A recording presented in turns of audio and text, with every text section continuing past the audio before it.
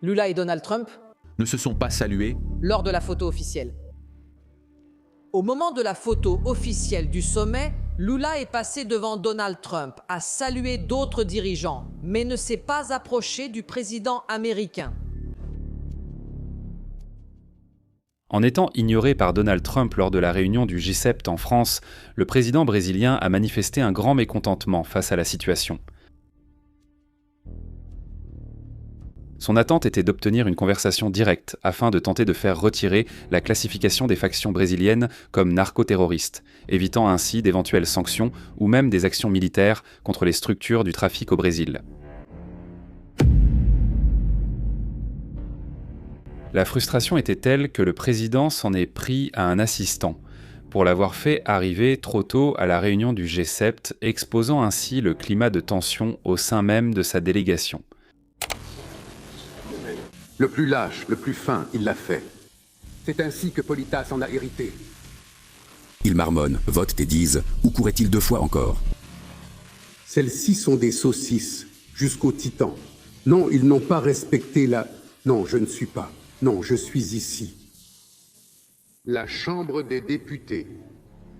Cet épisode a montré la difficulté du gouvernement brésilien à se positionner face aux dirigeants mondiaux lors d'un moment de pression internationale. L'absence de dialogue avec Trump a représenté un coup dur pour la stratégie du président brésilien. Il tentait de discréditer les initiatives des États-Unis et des pays qui font partie du bouclier des Amériques, mais il s'est retrouvé totalement isolé. Le manque d'initiative pour soutenir la lutte contre la criminalité a renforcé la perception que le Brésil va à l'encontre des stratégies continentales de lutte contre les organisations criminelles, alors que le narcoterrorisme progresse sur le territoire national. Mais que prépare donc Donald Trump pour le PCC et le Commando Vermelho ? Soyez les bienvenus à Vie à la caserne. Il a fait subir au Brésil une honte immense devant le monde entier. Ce n'est pas pour rien qu'il est totalement ignoré par les dirigeants de cet événement, y compris par Donald Trump lui-même. Lula, il s'est assis à la table de Donald Trump et a demandé des fonds pour le Sud global. Et il a eu le culot de dire que le protectionnisme des États-Unis, le protectionnisme américain, le protectionnisme de l'Europe est la racine de tous les problèmes économiques de la planète. Dans ce contexte d'impasse géopolitique dans la lutte contre la violence continentale, le président brésilien a attaqué les polices civiles et fédérales, affirmant que la population a peur d'aller dans les commissariats parce qu'elle ne sait pas sur quel type de policier elle va tomber.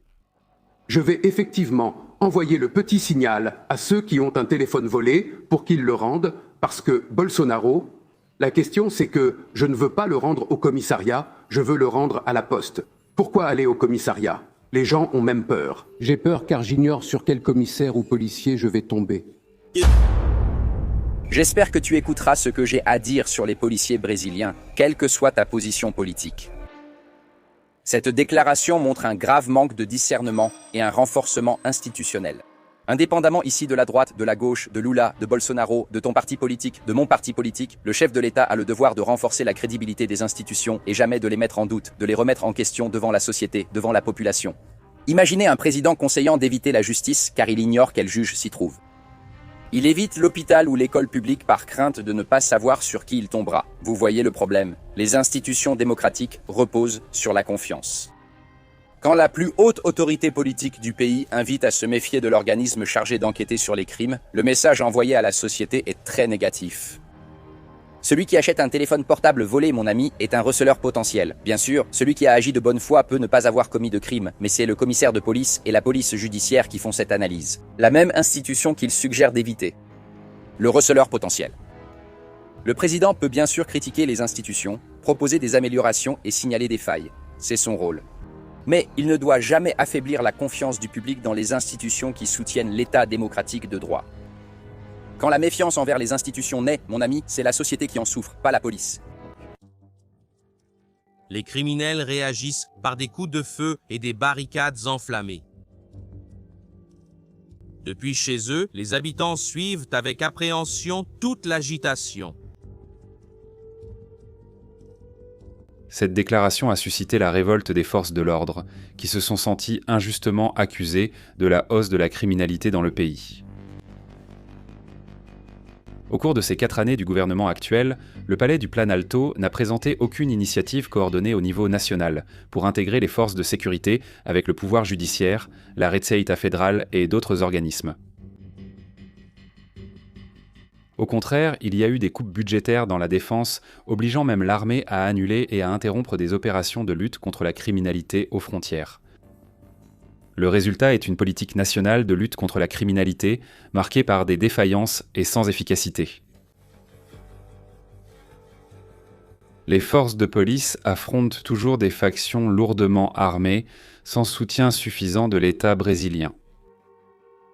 Ce manque de coordination nationale compromet la crédibilité du gouvernement et augmente le sentiment d'insécurité de la population, qui voit l'État perdre du terrain face aux organisations criminelles. Des criminels d'autres communautés ont commencé à voler des bus pour ériger des barricades dans différentes parties de la ville et détourner l'attention de la police. Nous avons fermé. Prendre la clé, Terrero. Allez. La pression exercée sur Trump était si incohérente que le président brésilien a même affirmé à d'autres dirigeants du G7 qu'il n'était pas de gauche, niant ainsi son origine politique pour obtenir un soutien géopolitique. Et en France aussi, il a été poussé à faire pression, merci.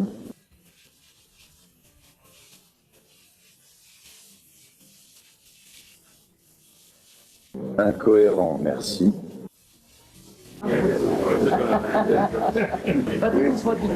Le président brésilien a dit aux dirigeants du G7 qu'il n'était pas de gauche, que sa propre origine était de conquérir une position géopolitique.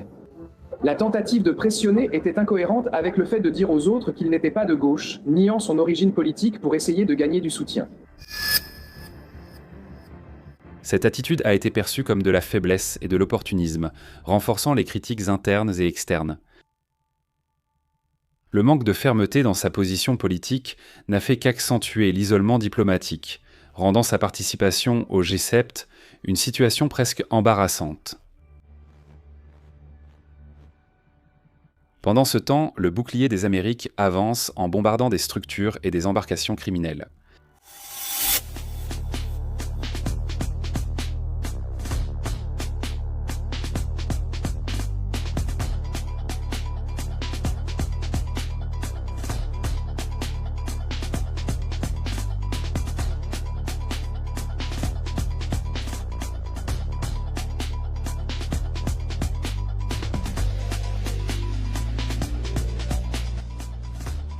Chaque pas du Brésil à l'encontre des États-Unis est interprété comme une raison d'intensifier les opérations contre le PCC et le Commando Vermelho. Fia Model.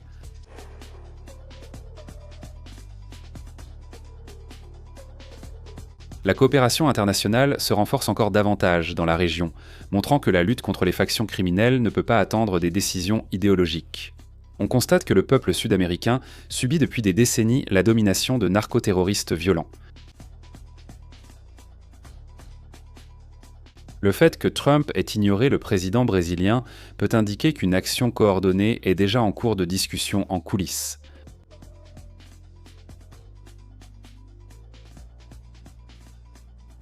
Il y a des signes que les États-Unis coordonnent des mesures avec les forces de police brésiliennes, sans que le Palácio do Planalto en soit informé. Cette possibilité renforce l'idée que la lutte contre les groupes criminels sera menée avec ou sans le soutien explicite de l'actuel président du Brésil. De plus, le commandement Sud a accru sa présence dans la région, en augmentant les exercices et les opérations conjointes. Un exemple clair a été le déplacement du président de l'Équateur, Daniel Noboa, au département de la guerre des États-Unis pour rencontrer le secrétaire à la guerre, Peter Hegseth, afin de signer un accord qui permettra l'action des forces nord-américaines sur le sol équatorien. Ce mouvement montre que les pays voisins s'alignent de plus en plus sur Washington pour faire face au narcoterrorisme. Au lieu de soutenir les forces de police brésiliennes et de renforcer la coalition continentale dans la lutte contre les groupes criminels régionaux, le président brésilien se démarque de l'attitude des autres dirigeants d'Amérique latine. Ce manque d'alignement avec les initiatives conjointes fragilise la position nationale et donne l'impression que le gouvernement n'écoute pas les demandes urgentes de ceux qui vivent quotidiennement sous la menace de la criminalité organisée.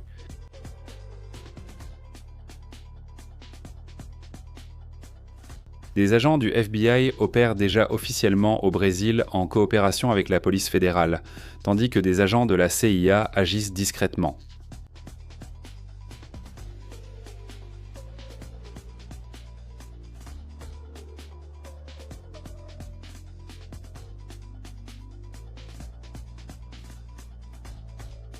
En cliquant.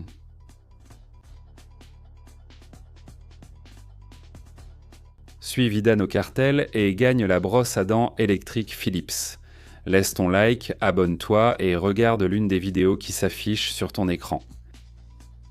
En avant, combattant! À la prochaine!